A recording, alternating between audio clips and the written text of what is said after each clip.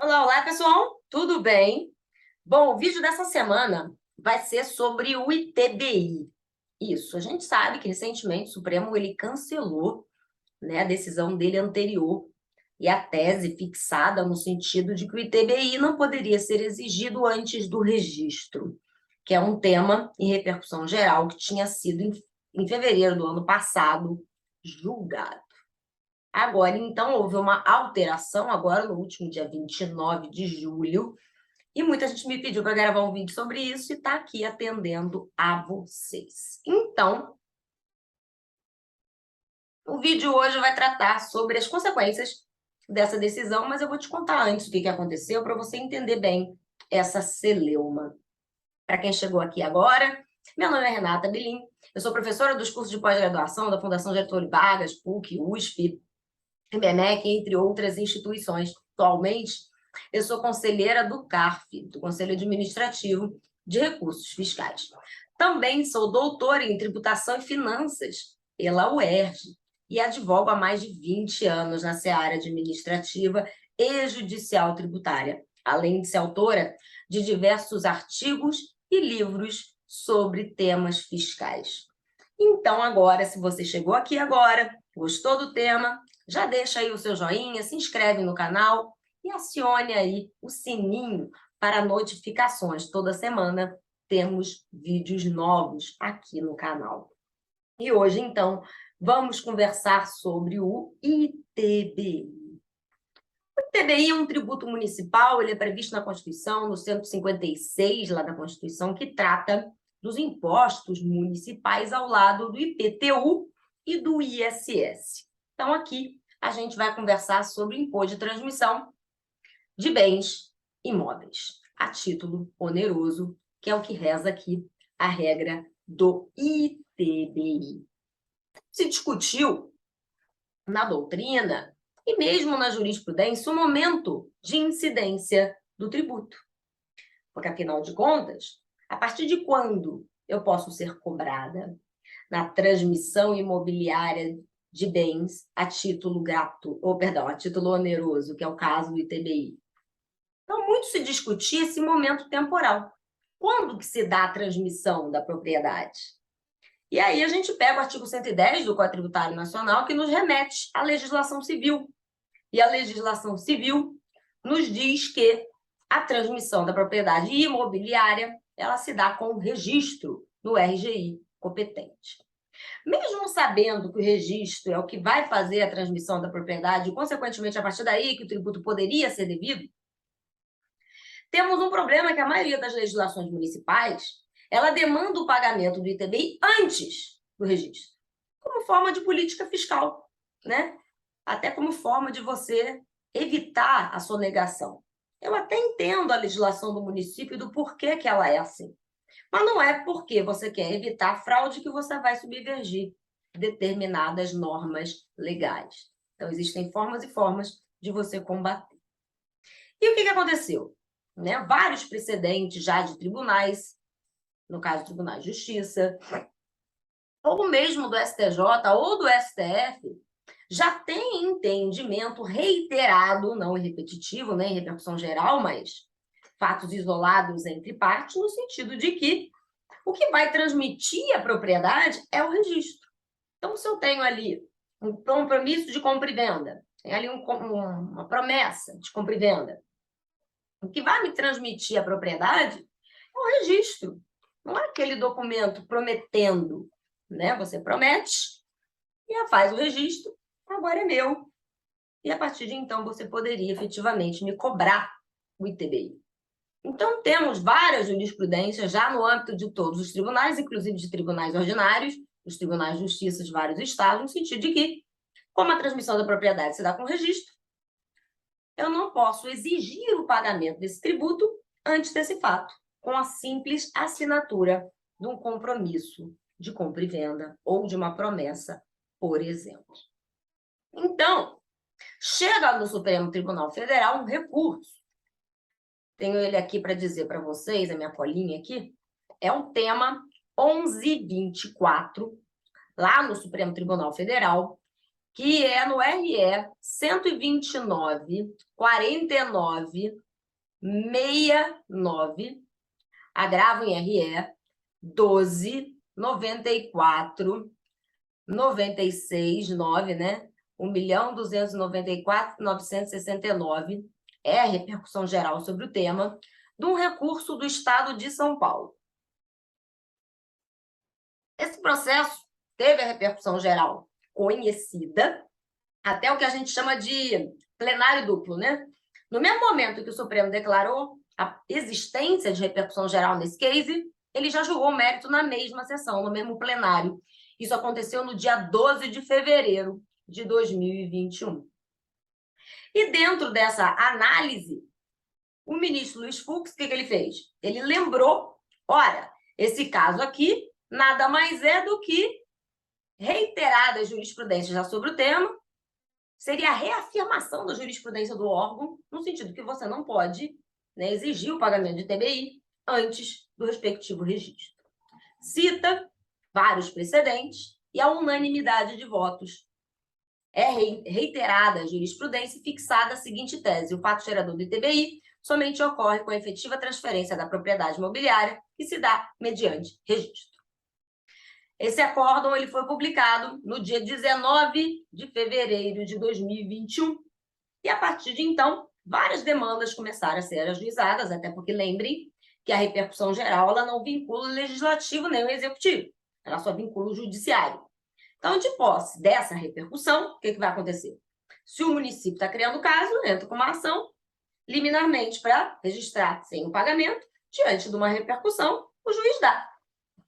Mas não é por causa da repercussão, que fique claro isso, né? Hoje a gente tinha, né, pelo menos, um precedente muito bom em repercussão geral, dizendo, olha só, não pode me exigir antes, só depois. E tudo bem. O fato da repercussão geral vir a cair, pelo jeito já caiu, não quer dizer que você não vai conseguir, né, obter a tutela jurisdicional. Existem outros precedentes nesse sentido que existem até então. Então, que fique claro essa questão. Mas o que aconteceu, né, para eventualmente mudar-se de ideia? O que aconteceu agora, no dia 29 de julho de 2022? O ministro Dias Toffoli ele levanta a lebre, né? No sentido de, naquele case, houve uma confusão processual. Porque, na verdade, se discutiu uma situação e aquele caso concreto levado à análise era de uma outra situação. Por isso que foi cancelado e vamos entender o que afinal de contas, foi levado e o que afinal de contas, foi ou não decidido, né? Enfim. Então, o que aconteceu? Como a gente viu aqui, em fevereiro de 2021, em plenário duplo, se admitiu a repercussão geral e, ao mesmo tempo, analisou-se o mérito desse julgamento aqui. Então, se discutia que a cobrança do ITBI, num primeiro momento, era o que se entendia ali, se discutia sobre o compromisso de compra e venda de um imóvel, antes mesmo do seu registro. Mas o ministro Dias Toffoli, ao analisar os embargos de declaração do município, já que tinha tese dizendo que perdia, chamou-se a atenção que, na verdade, não estava sendo tratado, naquele caso concreto, de compromisso de compra e venda. Estava sendo discutido, nesse caso concreto, em que foi reconhecida a repercussão geral, a cessão dos direitos ao compromisso de compra e venda. O que aconteceu aqui? O contribuinte ele vai adquirir um imóvel na planta, ok? O contribuinte vai lá, isso é muito comum, você vai adquirir um imóvel na planta. Quando você assina, quando você compra um imóvel na planta, você assina o quê? Uma promessa de compra e venda junto à incorporadora. Aí depois, no momento do registro, teoricamente o município quer que você pague antes, que é exatamente essa celeuma, né? Se paga antes ou se paga depois, e efetivaria ali o registro consequentemente. Mas aqui o contribuinte ele vai adquirir o imóvel na planta, faz a promessa de compra e venda com a incorporadora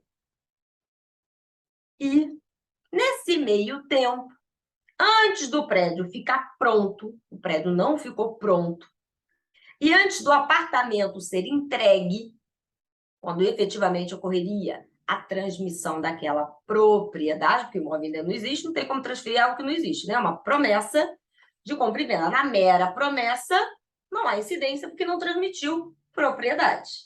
Já tem várias jurisprudências nesse sentido. Então, o que aconteceu? O prédio não ficou pronto, o apartamento não foi entregue, e nesse meio tempo, aquele contribuinte ele faz uma cessão dos direitos aquisitivos a um terceiro. Certo? Tudo bem. Aí, a discussão, portanto, estaria em jogo aí, segundo a Procuradoria, não é a promessa de compra e venda, não é ali o compromisso de compra e venda.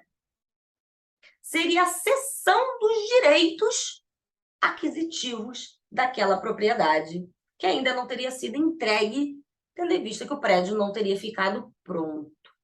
Será que nessa cessão propriamente dita haveria incidência do ITBI, mesmo antes do registro? Que era a Procuradoria que pode. E diz que o caso julgado não foi o caso, de fato, analisado.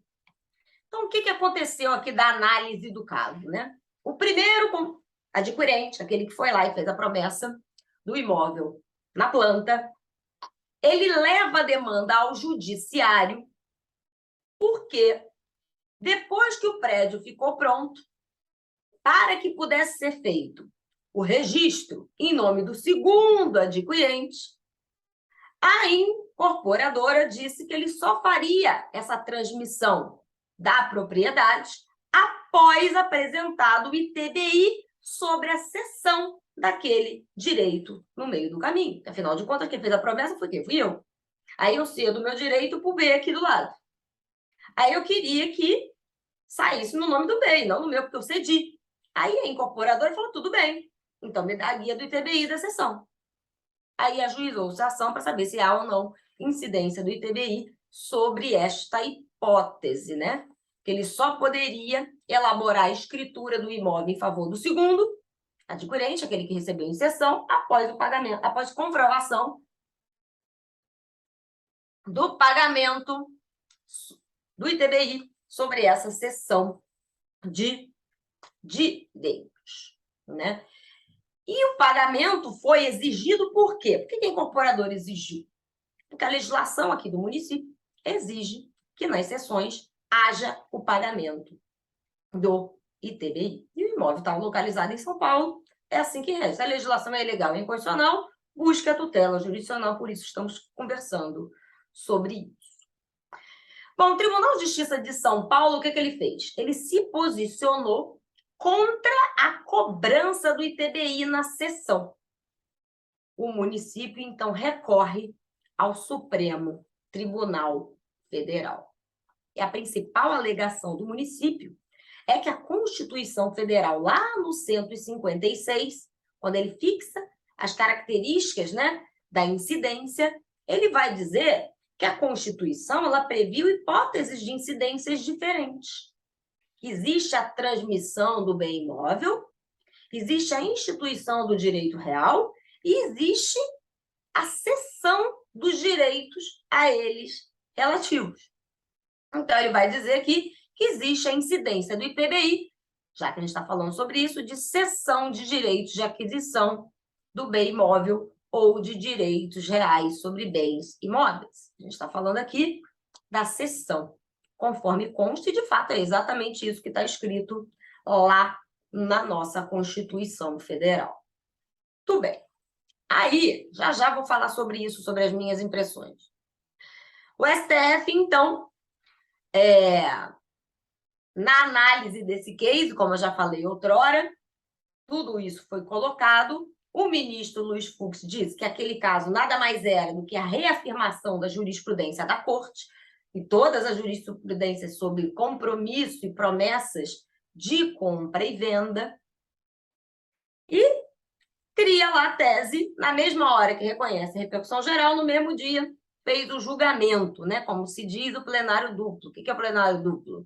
Reconhecer a repercussão geral e julga ao mesmo tempo o mérito daquela repercussão geral, quando então o ministro Fux, como eu já falei, cita uma série de precedentes do próprio órgão, no sentido de que nada mais é do que a reafirmação da jurisprudência da Corte na inexigência do tributo, a menos que haja transferência de efetiva propriedade, o que se dá com o registro.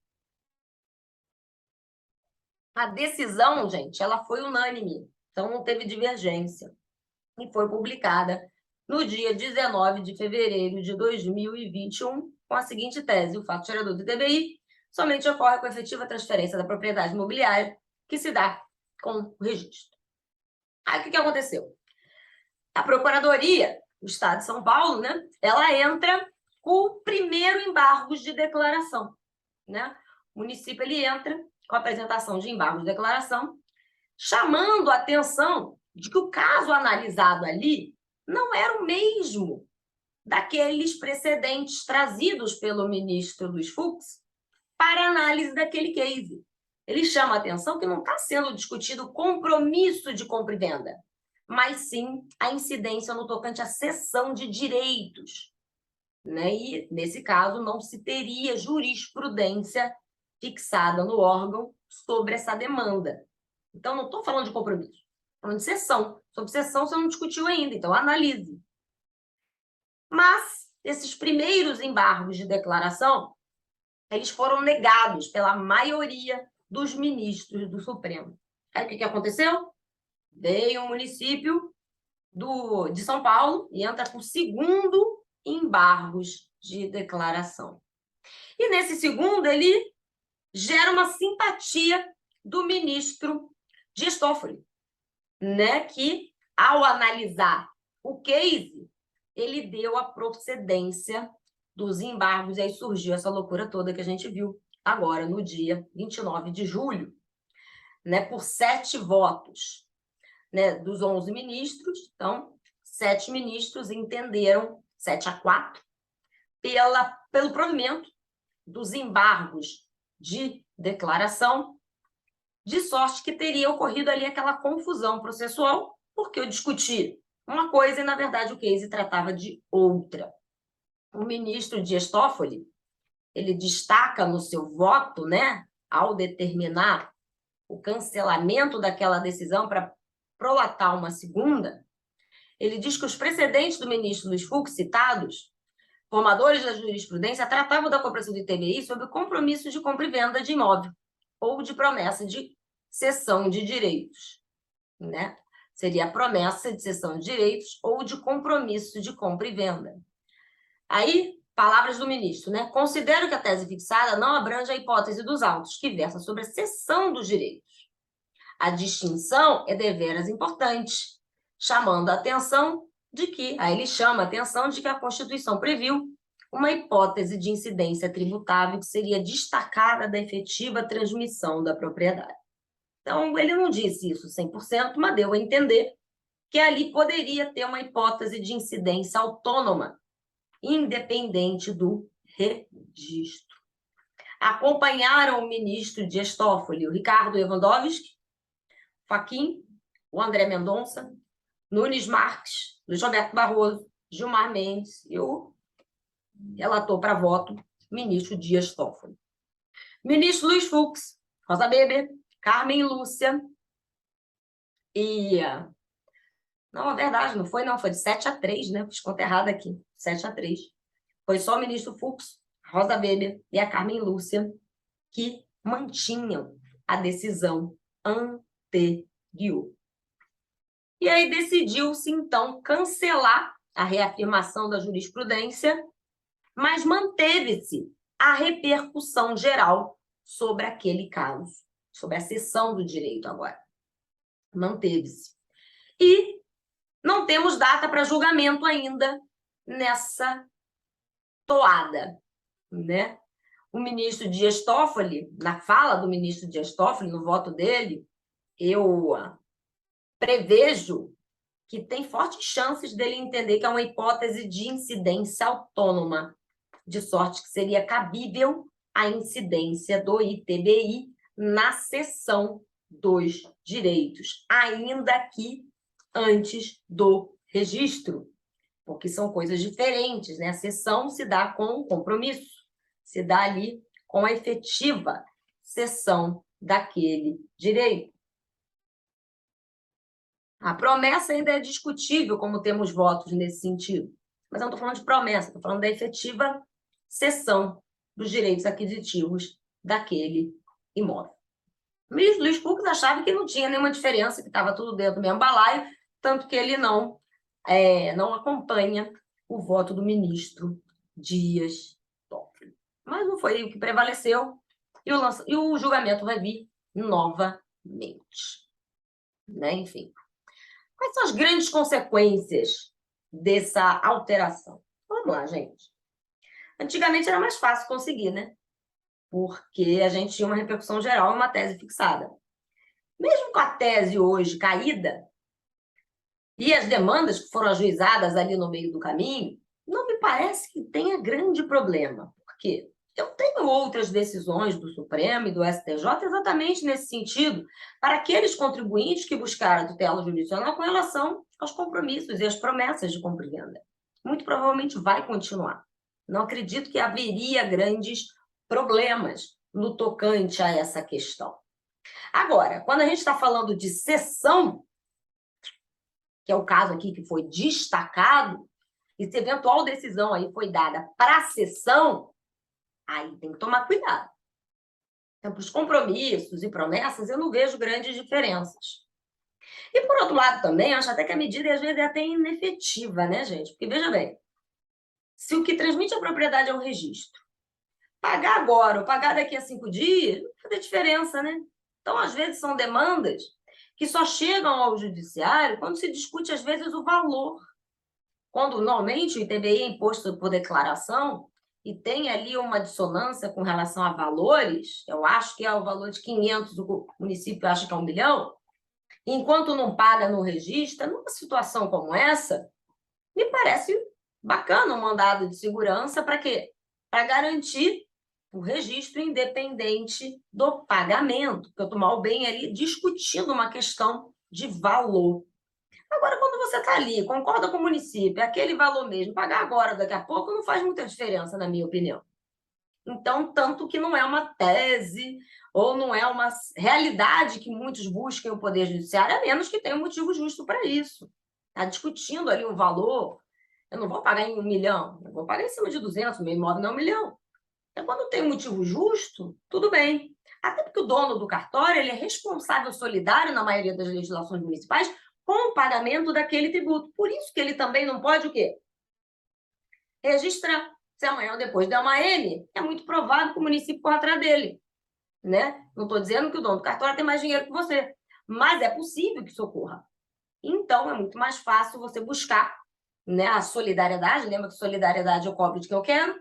Então, é mais fácil ir lá no dono do cartório, então ele não vai dar esse mole. Então, para que ele registre sem que haja o pagamento, eu preciso de uma ordem judicial. Então, você vai lá e ganha a sua medida liminar. Agora, no tocante às cessões de direitos de bens imóveis, como é o caso concreto aqui,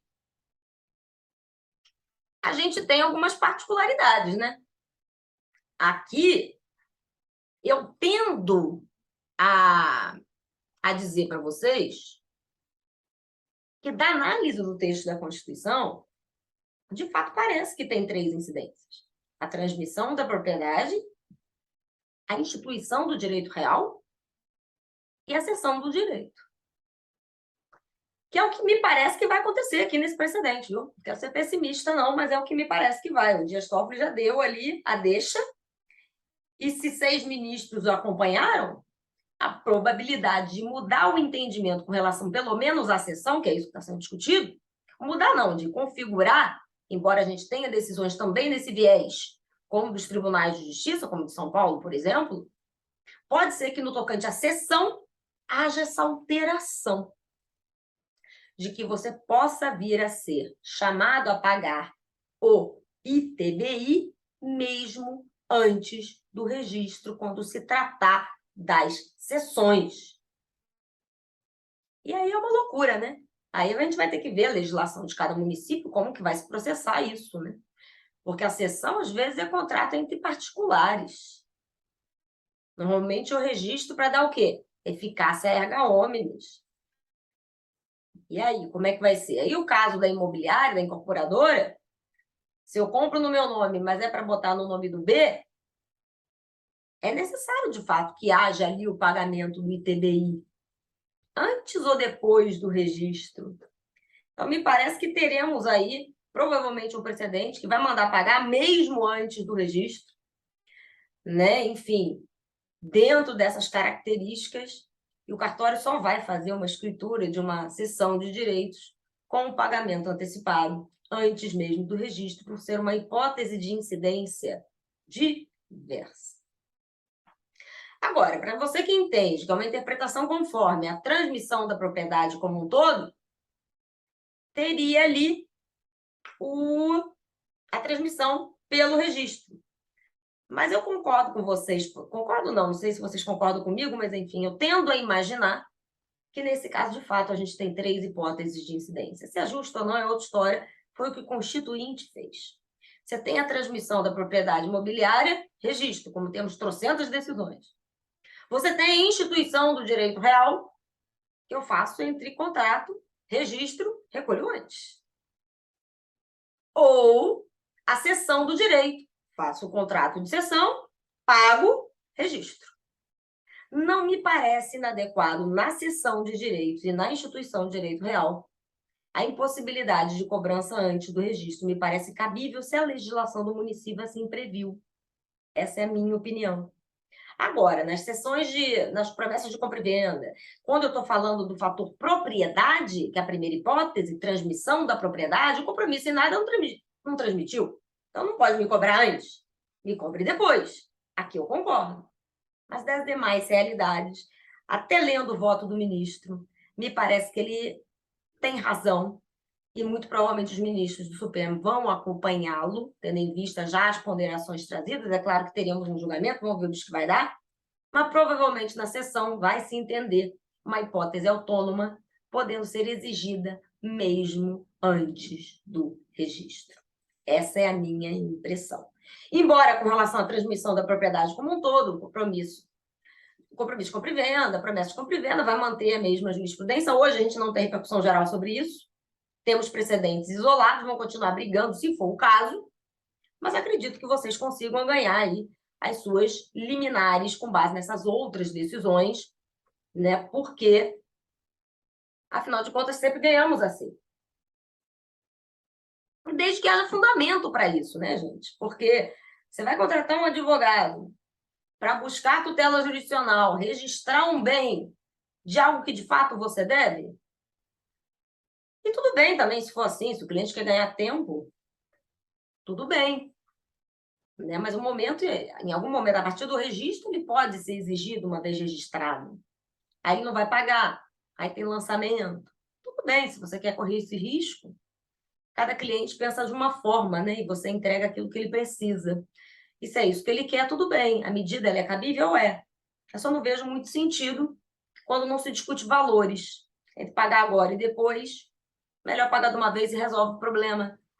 Mas para aqueles que querem, né, empurrar com a barriga e coisa e tal, pode ser que seja uma estratégia a depender do que o cliente precisa e quer. É realmente uma demanda que me parece que vai continuar ganhando. Agora, com relação às cessões de direito, aí eu acho que muito provavelmente o Supremo, não temos decisões exatamente nesse sentido, mas muito provavelmente ele vai encampar a tese de que há uma hipótese de incidência autônoma e que vai ser exigido o pagamento de ITBI com compromisso. Com compromisso, não.